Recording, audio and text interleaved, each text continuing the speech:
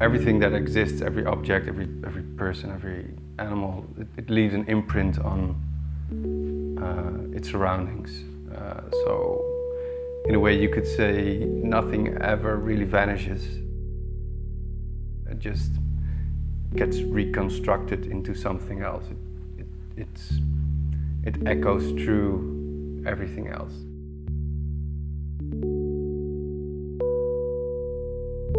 In a way, you could say that that the boat collected all this, data or imprints from its surroundings and the people who lived on the boat. So that's what we try to do with the ship. We try to read it and take out the stories and replay them again, broadcast them in a way onto the ship itself, as if the ship itself was telling its own story, its own history. The moment you walk in and you see light on wood for the first time, the ship recognizes you and it wakes up. So there's this audible moan of it waking up, and the ship lights up as if it's stretching out, and then sort of slow and natural movement starts happening on the ship, and there are these muffled sounds and you can't exactly put your finger on it. You don't know what the sounds are, but then there's this moment of recognition, and there's this moment of, do I hear rain? Is this a storm? And do I see just a hint of the ship rocking back and forth? So there's a lot of these associative things going on.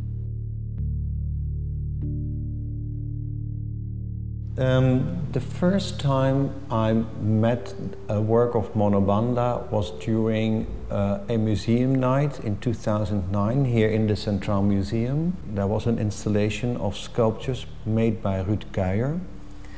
And during that evening, Monobanda performed a very specific, very subtle light piece on the sculptures.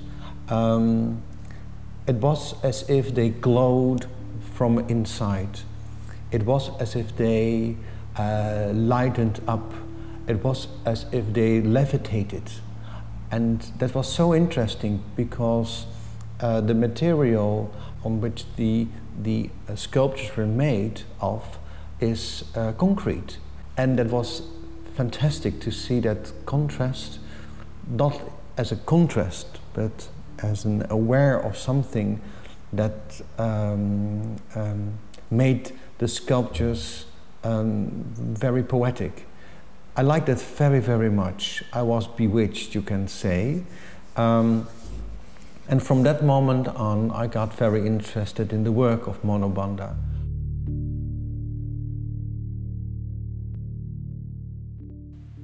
Yeah, well, the thing about the ship is it's really old. It's like a 1,000-year-old ship, and when we first saw it, we were just standing in this room and looking at it and observing what it is, and it's quite impressive at first sight because it's bigger than you think. It's 20 meters, so that's I don't know, twice the size of your living room. The first thing that you notice is the smell, because it has a very strong smell.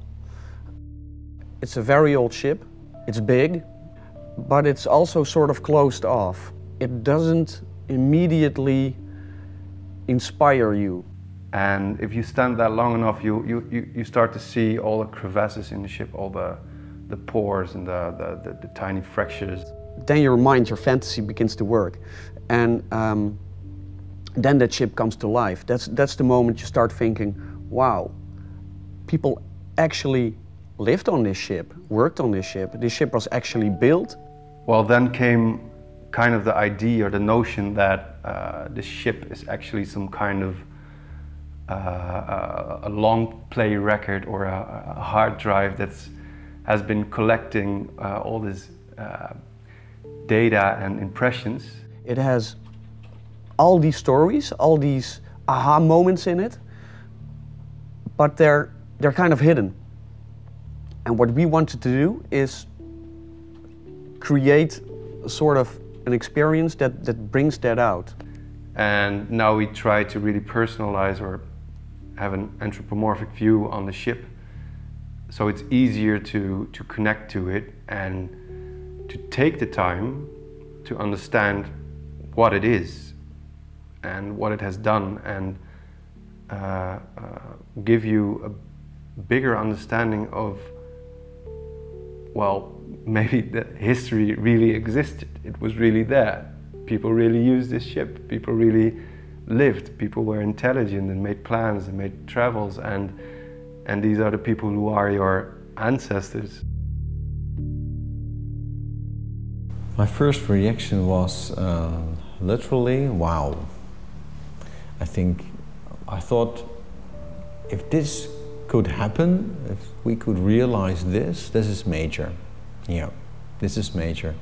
And then I saw the estimate and I thought, wow, that's also an effort. But on the other hand, and that was also interesting, the convincing thing, that Monobanda really convinced us, me, that this estimate was also related towards this whole program, and that the outcome would be worth it.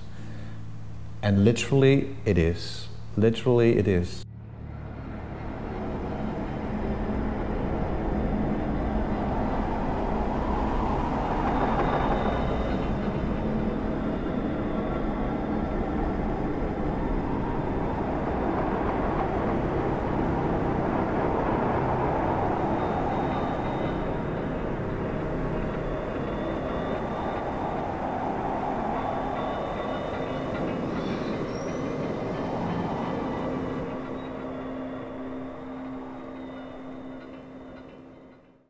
When I heard about the project Light on Wood, was my first reaction, well, this might be very interesting, but it also contains risks. So the conservator was really worried about all these things, and well, basically said no to all our plans. No, you can't hang projectors above the ship. Well, no, you can't shine light on it. It's allergic to light. At first my impression was that not everybody was totally conscious of these risks. Yeah, we had to hire experts to find solutions for that and to come up with inventive ideas. Specialists in art history, cultural history, specialists in light, specialists in construction. The sound designers and the 3D artists and the interaction designers. So, you know, forming a group of specialists is simple, but the process with specialists is always very hard. We all had to put the pieces of the jigsaw puzzle together, and I think we did a good job. Although we had to face serious problems, we all had the intention to find a solution.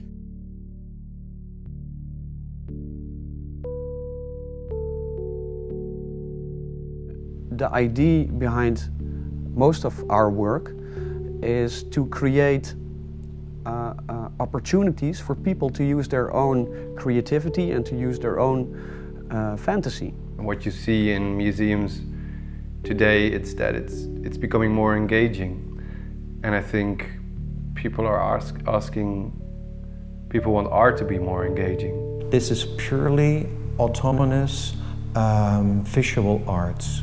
But based on the experiencing of looking at an older piece. For me, that makes this very special. It's the opportunity we got to work with this really old object and to create something on top of it.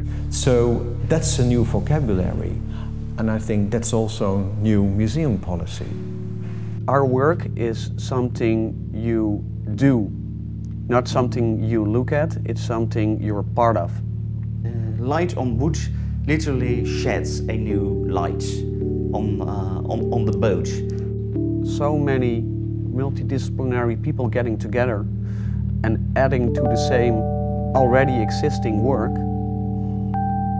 and that's something I want to do I want to do again? I think it's really, I think there's a place for more of these projects.